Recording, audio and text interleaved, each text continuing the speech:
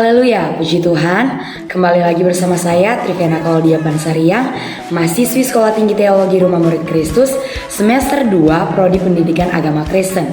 Pada kesempatan kali ini saya akan membahas materi dari mata kuliah Spiritualitas 2 dengan tema Tuhan yang excellent.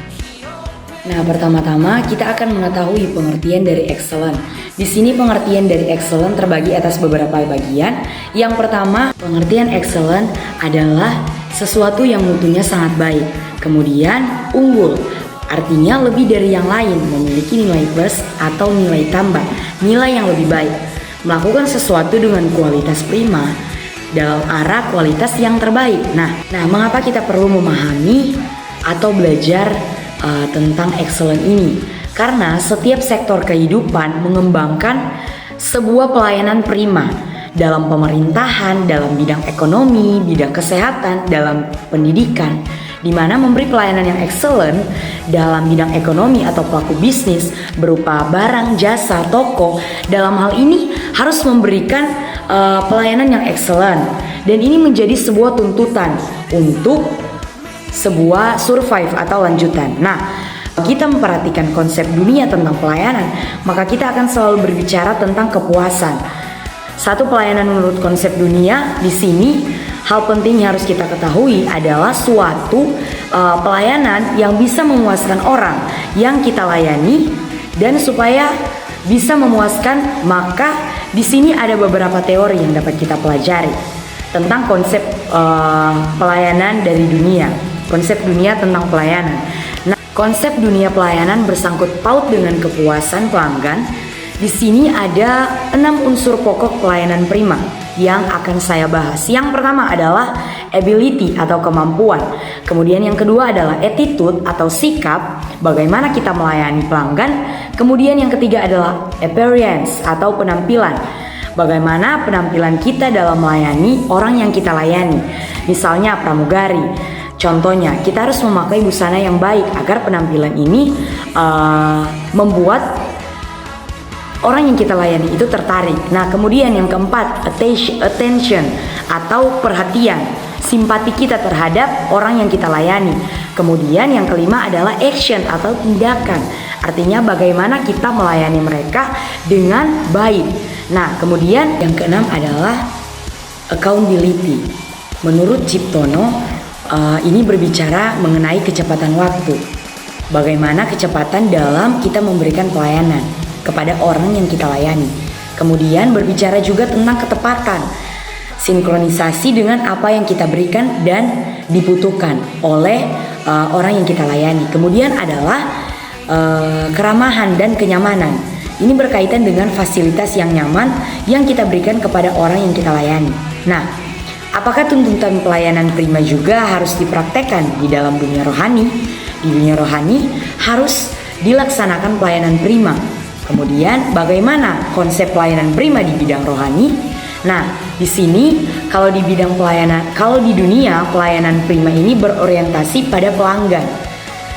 Dalam Kolose 3 ayat 33 sampai ayat 34, di sana menjelaskan bagaimana konsep pelayanan prima dan bagaimana kita bisa mengembangkan diri supaya kita menjadi pelayan atau hamba Tuhan yang excellent. Nah, mengapa kita harus melayani secara excellent? Yang menjadi pertanyaan di sini.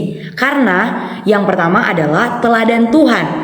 Teladan Tuhan lewat penciptaan yang excellent.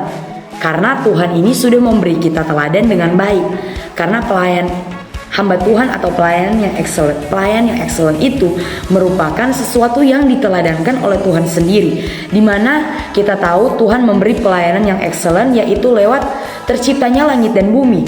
Dan itu kita bisa lihat terciptanya langit dan bumi ini bisa dikatakan bahwa penciptaan yang Tuhan lakukan itu adalah penciptaan yang excellent. Dalam Kejadian 1 ayat 41, di sana Allah ini mengevaluasi apa yang dia lakukan sehingga dia mengambil kesimpulan bahwa sungguh amat baik. Dalam pekerjaan yang dia lakukan, Allah melakukan evaluasi. Artinya penciptaannya itu harus memenuhi standar baik menurut Allah atau menurut Tuhan. Bukti pertama bahwa Tuhan memberi teladan dengan sesuatu yang excellent itu dalam penciptaannya. Nah, kemudian yang kedua, lewat penyelamatannya. Penyelamatan yang excellent dalam Yohanes 19 ayat 30. Kata selesai di sini bukan mengartikan sebagai selesai waktunya. Finish di sini artinya sempurna, komplit atau dikerjakan dengan lengkap. Sesuatu pekerjaan yang telah selesai dilakukan dengan kata lain yaitu sempurna. Nah, Tuhan menyelesaikan tugasnya sampai selesai atau sampai sempurna, sampai lengkap. Nah, tugas penyelamatan ini sangat sulit. Ini tantangannya hebat sekali. Tantangan fisik, psikis, spiritualitas atau rohani, dan tantangan itu adalah tantangan yang sangat hebat. Kemudian teladan yang ketiga yang Yesus berikan adalah pelayanan yang excellent, di mana pelayanan yang excellent ini ketika Yesus memberi makan 5.000 orang. Itu kita tahu bersama dan sudah tidak menjadi asing lagi bagi kita. Cerita ini di mana Tuhan Yesus memberi makan 5.000 orang itu terdapat dalam Matius 14 ayat 16. Tuhan memberikan pelayanan rohani dan Tuhan di sana bertanggung jawab atas apa yang Dia lakukan. Pelayanan yang dilakukannya, oleh karena itu pelayanan itu disebut pelayanan yang excellent. Nah, kemudian yang keempat adalah ajarannya, ajaran yang excellent. Itu kita bisa lihat dalam Matius 15 ayat 17 dan ayatnya ke-48. Nah, selanjutnya kita akan belajar teladan dari tokoh-tokoh Alkitab yang dapat memberikan contoh bagi kita tentang pelayanan yang excellent atau hamba Tuhan yang excellent itu seperti apa. Yang pertama, contoh tokoh Alkitab yang bisa kita teladani itu adalah Habel. Dalam Ibrani 11 ayat 4, di sana kita bisa belajar dari kisah Habel ini. Nah, kemudian mengapa Tuhan berkenan kepada persembahan Habel? Karena Habel ini mempersembahkan pelayanan yang excellent kepada Tuhan. Kemudian teladan yang bisa kita patut untuk kita teladani yaitu Daud. Dalam 1 Tawarik 22 ayat 5, di mana Daud membuat tenda yang lebih baik dari Musa.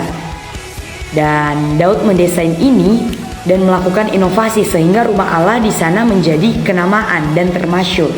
Nah, kemudian dalam Perjanjian Baru kita bisa melihat contoh Maria, di mana Maria ini melakukan suatu pelayanan yang prima dan excellent. Itu bisa kita lihat dalam Matius 26 ayat 7 dan ayat yang ke-8. Nah, jadi apa yang dilakukan oleh Maria ini adalah sesuatu yang lebih unggul atau memiliki nilai plus, nilai tambah dibandingkan dengan orang-orang lain. Pelayanan Maria ini akan dikenang dan kita sebagai anak Tuhan, sebagai hamba Tuhan, terinspirasi dengan pelayanan yang dilakukan oleh Maria. Kemudian kita bisa belajar dari teladan Rasul Paulus dalam 1 Korintus 15 ayat 10, di mana Paulus melayani dengan lebih keras dari semua murid lain. Dan di sana yang Paulus lakukan di sini, Paulus melayani orang-orang yang terbiasa dengan filsafat, okultisme yang tidak ada sangkut paut dengan Yesus Kristus. Dan Paulus melayani di daerah yang sangat luas di Asia Kecil, di bagian Eropa, di mana Paulus ini banyak mengalami pengalaman yang penuh tantangan di sana. Jadi pelayanan prima itu ada di dalam kisah Paulus ini, di dalam Kolose 3 ayat 23 sampai ayatnya yang ke-24. Nah, karena itu harus dilaksanakan pelayanan prima, dan pelayanan prima ini adalah suatu perintah di mana kita harus melaksanakan pelayanan prima di gereja dan dalam pelayanan-pelayanan lainnya. Nah, dari teladan-teladan tokoh Alkitab di atas, kita bisa belajar dan mengambil kesimpulan bahwa pelayanan prima ini harus dilaksanakan, apalagi dalam konteks kekristenan. Kalau dalam sudut pandang Alkitab, kita melakukan pelayanan prima ini untuk melakukan segala sesuatu itu untuk mendatangkan kemuliaan Tuhan, untuk memuaskan hati Tuhan. Nah, yang keempat adalah mengelola waktu dengan baik dan disiplin. Di sini kita harus menata waktu, mempergunakan waktu ini dengan sebaik mungkin. Kesempatan yang Tuhan berikan harus kita pergunakan dengan sebaik mungkin. Nah, kemudian yang kelima adalah melakukan tanggung jawab dengan baik sampai selesai. Setiap kepercayaan, setiap tanggung jawab yang Tuhan berikan itu harus kita lakukan sampai selesai. Nah, semakin besar tanggung jawab, maka semakin tinggi level tanggung jawab, kita harus berlatih dalam hal melakukan tanggung jawab dengan baik dan dengan kualitas yang lebih baik. Nah, untuk itu mengelola waktu ini sangat penting dalam kehidupan seorang hamba Tuhan, di mana hamba Tuhan harus menata waktu dengan baik, mempergunakan setiap kesempatan yang Tuhan berikan, waktu yang Tuhan berikan ini dengan hal-hal yang positif. Setiap talenta, potensi yang kita miliki itu harus kita pergunakan dengan sebaik mungkin, sehingga semua yang kita lakukan itu untuk Tuhan. Dalam hal ini, seorang hamba Tuhan harus memiliki manajemen waktu yang baik. Nah, untuk menjadi seorang pelayan Tuhan yang excellent atau hamba Tuhan yang excellent, tips yang keenam adalah kita harus memperhatikan kesehatan fisik kita. Kesehatan fisik di sini merupakan bagian yang terpenting juga dalam kita sebagai hamba Tuhan yang excellent atau sebagai pelayan Tuhan yang excellent.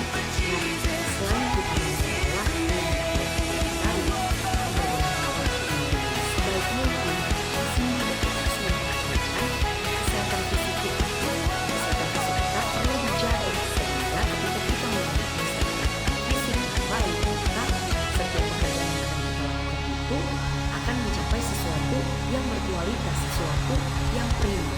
Oleh sebab itu kita harus memperhatikan atau menjaga pola makan kita sehingga kesehatan fisik kita ini bisa terjaga. Nah, tips yang terakhir atau tips yang ketujuh bagaimana kita menjadi seorang hamba Tuhan atau pelayan Tuhan yang excellent adalah dengan menjaga kesehatan emosi. Selain kita mengelola waktu, mengatur waktu, menjaga fisik kita, mengelola kesehatan fisik kita, di sini juga kita perlu menjaga kesehatan emosi. Emosi ini berbicara tentang psikis kita. Nah, menjaga kesehatan emosi. Emosi ini berkaitan dengan menjaga kesehatan mental kita. Dalam hal apa? Dalam hal pengendalian diri atau self control. Perlunya pengendalian diri untuk menjaga kesehatan emosi kita. Di sana dalam hal ini yaitu bersyukur, selalu berpikir positif, dan dapat menguasai diri kita. Di nama Tuhan, demikianlah materi yang dapat sampaikan, yaitu hamba Tuhan yang excellent dari mata kuliah Spiritualitas 2. Semoga dengan materi yang sudah saya paparkan ini dapat bisa bermanfaat bagi kita semua dan dapat bisa menjadi berkat bagi kita semua. Tuhan Yesus memberkati. Haleluya.